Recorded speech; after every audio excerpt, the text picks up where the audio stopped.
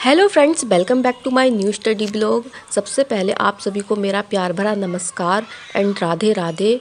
तो फ्रेंड्स, कैसे हो आप सब? आई होप आप सब बहुत ज़्यादा अच्छे होंगे और अपनी लाइफ को बेहतर बनाने के लिए कुछ ना कुछ आप अपनी लाइफ में प्रयास कर रहे होंगे। तो फ्रेंड्स, जितने भी मेरे साथ नए व्यूअर्स जुड़े हैं, सबसे पहले मैं अपना इंट्रोडक्शन दे देती हूँ उनको। फ्रेंड्स, मैं एक हाउसवाइफ हूँ और मेरी 3 साल की बेटी है। अभी वो उसने नर्सरी क्लास में जाना मतलब पूरी कर लिया है इस बार। जब वो 2.5 साल की थी तो मैंने तभी से उसको पढ़ाई करने के लिए बिठा दिया था। अब वो नर्सरी क्लास पास करने वाली है, लास्ट उसका चल रहा है। और जस्ट मैंने अभी अपनी पढ़ाई स्टार्ट की है 1 महीने के आसपास। लेकिन जो मैंने ब्लॉग डालना स्टार्ट किया है वो 2-4 दिन से ही स्टार्ट किया है। ये मेरा 3rd या 4th स्टडी ब्लॉग होगा, जैसा कि आप लोग देख रहे हैं। फ्रेंड्स, क्या होता है कि मैंने अपनी शादी के 6 साल बाद फिर से अपनी पढ़ाई को रिस्टार्ट किया। और फ्रेंड्स, मैं पढ़ने में भी काफ़ी अच्छी थी, लेकिन हुआ क्या मेरे साथ, मैं जब मेरी शादी हुई तो उस टाइम पे मैं काफ़ी अच्छे से पढ़ाई भी कर रही थी। लेकिन फ्रेंड्स, क्या हुआ, मेरे ऊपर प्रेशर बनाया गया और ये बोला गया कि शादी के 2 साल होने वाले हैं, हुए नहीं थे कि अभी बच्चा नहीं है। गांव समाज में इतनी बातें होती थी, तो इस वजह से फिर एक बेटी को मैंने जन्म दिया। उसके चलते फ्रेंड्स, मेरी पढ़ाई नहीं हो पाई और फिर घर के कामों में मैं ऐसे उलझ के रह गई। और अपनी फैमिली को हमेशा खुश रखने के चक्कर में मैंने हमेशा कॉम्प्रोमाइज़ किया। कॉम्प्रोमाइज़ ये था फ्रेंड्स, जब मैं पढ़ाई में अच्छी थी और मेरे मम्मी पापा ने, जो मेरे मायके वालों ने, मुझे बहुत अच्छे से पढ़ाई लिखाई कराई और मेरे अकॉर्डिंग पढ़ाई लिखाई मैंने की थी। कभी भी मेरे मम्मी पापा ने कभी ये प्रेशर नहीं डाला कि तुझे यही पढ़ाई करनी है। मैंने अपनी पसंद से साइंस साइड ली, बीएससी करी, एमएससी करी मैंने गुरुकुल कांगड़ी यूनिवर्सिटी हरिद्वार से। केमिस्ट्री से मैंने एमएससी की। सब कुछ मेरे अकॉर्डिंग चल रहा था। बस फ्रेंड्स, मैंने शादी की और शादी के तुरंत बाद मतलब मैं बीएड मेरा कंप्लीट होने ही वाला था। बस मैं यूपी टेट की तैयारी में लगी। यूपी टेट भी मेरा क्वालिफाई हो गया, लेकिन फ्रेंड्स उसके बाद कोई वैकेंसी नहीं आई। जब वैकेंसी नहीं आई तो ऐसा लगा जैसे फ्रेंड्स मेरी ज़िंदगी में कोई ग्रहण लग गया हो। मेरे साथ क्या हुआ, फिर मेरे ऊपर प्रेशर बनाने लगे बच्चे का। तो फिर बेटी हो गई। बेटी होने के बाद फ्रेंड्स क्या हुआ, मुझे बिल्कुल भी होश नहीं आया काम में। और घर के काम रहे, बेटी की जिम्मेदारी सारी मेरे ऊपर इतनी ज़्यादा आ गई। मैं पढ़ना भी चाहती थी लेकिन मेरा कोई सपोर्ट नहीं करता था। मैं कामों के बोझ तले इतनी ज़्यादा दब गई थी कि मैं अपनी पढ़ाई लिखाई सब भूल गई। फिर सारा जितना भी काम होता है और बेटी का जितनी भी केयर होती है वो मेरे ऊपर आ गई थी। कोई भी मेरी हेल्प नहीं करता था।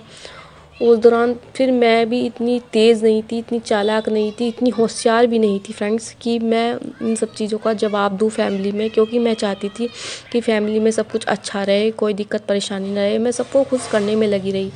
लेकिन फ्रेंड्स, कहते हैं ना, आप जितना किसी को खुश रखना चाहते हो उतना लोग आपको बेवकूफ़ समझते हैं। मेरे साथ भी बस वही हुआ। जब मैं चुप रहती थी, चुप काम करती थी, सब कुछ करती थी, तो सबको अच्छा लगता था। मुझे मुझे बेवकूफ़ बोलते थे लोग कि ये तो चुप रहती है, कुछ बोलती नहीं है, इस तरीके से। बाद में फ्रेंड्स मुझे रियलाइज़ हुआ कि ये लोग मुझे बेवकूफ़ समझते हैं, मेरी कोई वैल्यू नहीं है। तो बाद में धीरे धीरे मुझे समझ में आने लगा, जब मेरी बेटी हुई तब मुझे खुद ही अकेली केयर करनी पड़ती थी। मुझे सारा सब मांजरा समझ में आया कि जो मेरे साथ हो रहा है वो बिल्कुल गलत हो रहा है। मुझे इसके लिए स्टैंड लेना चाहिए। तो बस फिर फ्रेंड्स क्या हुआ, जब मैंने अब बोलना अपने लिए बोलना स्टार्ट किया, अपनी बच्ची के लिए बोलना स्टार्ट किया, तो मेरे साथ बहुत गलत व्यवहार किया गया, मार पिटाई, दुनिया भर की चीज़ें, गाली गलौज मेरे साथ हुई।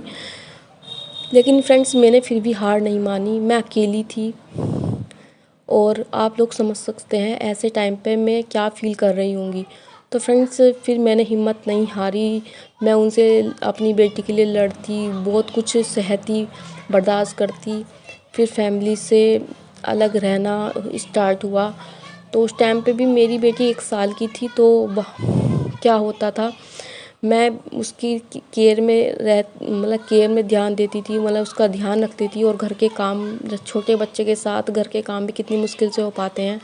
तो बस इन्हीं कामों के चक्कर में मैं अपनी पढ़ाई नहीं कर पाई और बहुत ज़्यादा मेरे को डिप्रेशन में रहने लगी कि इतनी पढ़ लिखने के बाद भी मैं कुछ नहीं कर पा रही हूँ।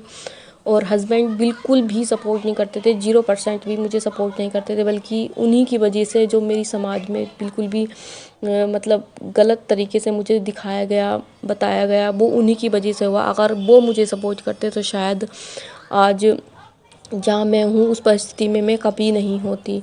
उन्होंने मेरा कभी साथ नहीं दिया और ना वो अभी भी मेरा कोई साथ देते हैं। जब मैं पढ़ाई करती हूँ तो उन्हें कोई फ़र्क नहीं पड़ता। और फ़िलहाल फ्रेंड्स, मेरी लाइफ में ऐसा इंसान कोई है ही नहीं जिसको फ़र्क पड़ता हो कि हाँ, कि मैं अपनी लाइफ में कुछ करूँ। बस मेरे मम्मी पापा जो मेरा थोड़ा सपोर्ट करते हैं वो ही कहते हैं, बेटा इतना पढ़ लिखने के बाद ये तुम क्या कर रहे हो। बस यही चीज़ें वो हर बार मेरे को बोलते हैं, तो मुझे थोड़ी सी एनर्जी आती है कि हाँ, कि मुझे कुछ करना चाहिए अपनी लाइफ में। मेरे मम्मी पापा का जो सपना था कि मैं अपने पैरों पर खड़ी हो जाऊँ, वो मैं पूरा ही नहीं कर पाई। तो मैं चाहती हूँ कि अब जो मैंने सोच लिया है कि जिन लोगों की वजह से मैंने इतना टाइम बर्बाद कर दिया, अब मैं टाइम बर्बाद नहीं करूँगी। अब मुझे केवल अपनी पढ़ाई पर फोकस करना है। तो बस फ्रेंड्स, मैंने अब अपनी पढ़ाई को स्टार्ट कर दिया है। और मेरी सबसे बड़ी गलती फ्रेंड्स ये रही कि मैंने जो यूपी टेट और सी टेट दिया था वो मुझे जूनियर का मैंने कभी नहीं दिया। शायद अगर मैं जूनियर का दे दी होती उस टाइम पे, तो आज मैं बीपीएससी 3.0 वाला भी एग्ज़ाम दे दी होती।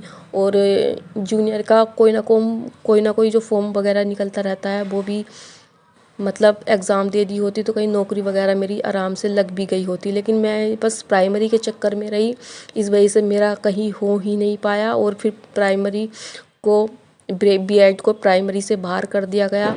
तो अब मेरे पास अब लास्ट ऑप्शन है कि मुझे फिर से सी टेट देना पड़ेगा जूनियर का। और फिर जितनी भी टीजीटी पीजीटी और बीपीएससी की जो वैकेंसी निकलने वाली है उसमें मुझे अप्लाई करना है। इस बार फ्रेंड्स मुझे बहुत ज़्यादा मेहनत करनी है, बहुत ज़्यादा हार्ड वर्क करना है, तभी मैं कुछ कर पाऊँगी। नहीं तो बहुत पता नहीं मेरी लाइफ में आगे क्या हो, बहुत बुरा ही होगा। जिसका कोई सपोर्ट करने वाला नहीं होता ना, उसको ही पता होता है कि वो कैसे कैसे सब कुछ मैनेज करता है। और छोटे बच्चे के साथ पढ़ाई को मैनेज करना फ्रेंड्स बहुत ज़्यादा डिफ़िकल्ट होता है। और बस जैसे तैसे करके अब मुझे काफ़ी टाइम वैसे मिल जा रहा है, क्योंकि मेरी बेटी अब अपना होमवर्क वगैरह खुद से भी कर लेती है, अगर मैं उसको एक बार बता देती हूँ। और स्कूल वगैरह से लाना और ये सब करना काफ़ी टाइम मेरा लग जाता है। और देखिए फ्रेंड्स, और मेरी हनुमान जी की पूजा चल रही है। तो फ्रेंड्स, हनुमान जी का आशीर्वाद मेरे ऊपर भर भर के है और मेरे साथ चमत्कार भी हुआ है फ्रेंड्स। पहले मेरा पढ़ाई में बिल्कुल भी मन नहीं लगता था, अब मैं अच्छे से पढ़ाई कर पा रही हूँ। सब ये हनुमान जी की कृपा से हुआ मेरे साथ, ये तो चमत्कार ही हुआ है। और फ्रेंड्स मैं पहले पढ़ाई तो कर पाती थी, लेकिन इतने मन से नहीं कर पाती थी। लेकिन अब जब से मैंने ये 11 दिन का संकल्प लिया है हनुमान जी का, तब से मैं बहुत अच्छे से पढ़ाई कर पा रही हूँ, बहुत अच्छे से मन लगता है। मोबाइल में मैं अपना एक ही मिनट भी अपना टाइम बर्बाद नहीं करती। जब मुझे काम होता है तभी मैं मोबाइल का यूज़ करती हूँ। और फ्रेंड्स, ये जो वीडियो क्लिप है ये तब की है जब मैं अपनी बेटी की केयर खुद करती थी। ज़्यादा टाइम में जब मेरी बेटी छोटी थी तो मैं अपने मायके में ही स्पेंड करती थी ज़्यादा टाइम, क्योंकि वहाँ पर कोई केयर करने को नहीं था। तो मैं अपने मायके में आ जाती थी, तो वहाँ मुझे थोड़ा सा रिलैक्स मिलता था। तो बस यही दिन जब याद करती हूँ तो काफ़ी रोना आ जाता है फ्रेंड्स। लेकिन मैं इन दिनों को अब याद नहीं करने वाली, क्योंकि अब मुझे स्ट्रॉन्ग बनना है। अगर मैं अभी भी ऐसी बनती रही तो लोग मुझे तोड़ने की कोशिश करेंगे। तो बस फ्रेंड्स, आज की वीडियो में बस इतना ही। अगर आपको मेरा ब्लॉग पसंद आया हो तो प्लीज़ वीडियो को लाइक करें, शेयर करें और चैनल को सब्सक्राइब करें। राधे राधे।